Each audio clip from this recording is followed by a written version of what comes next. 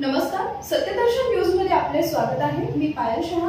एक नजर टाकूया आजच्या ठळक घडामोडीवर। रिंकूने केलं तिच्या लग्नाबद्दल मोठं वक्तव्य। मराठमोळी अभिनेत्री रिंकू राजगुरू तिच्या प्रोफेशनल आयुष्यापेक्षा जास्त खासगी आयुष्यामुळे चर्चेत असते।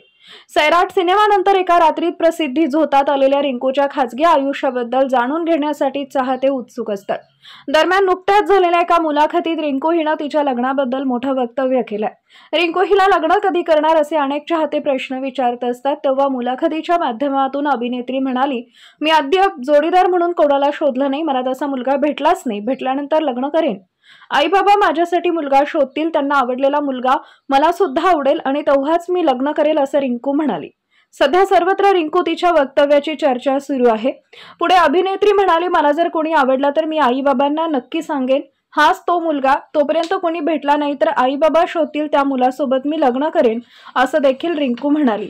एवढंच नाही तर तू फिल्मी आहे का असं देखील अभिनेत्रीला विचारण्यात आलं। यावर अभिनेत्रीने म्हणाली, मी अजिबात फिल्मी मुलगी नाही, मी खूप भावनिक अतिविचारी मुलगी आहे, जशा अन्य मुली असतात तशाच मी देखील आहे। रिंकू हिच्याबद्दल सांगायचं झालं तर अभिनेत्री कायम सोशल मीडियावर सक्रिय असते। सोशल मीडियावर तिच्या चाहत्यांची संख्या देखील फार मोठी आहे। चाहत्यांच्या संपर्कात राहण्यासाठी अभिनेत्री कायम स्वतःचे फोटो आणि व्हिडिओ सोशल मीडियावर पोस्ट करत असते।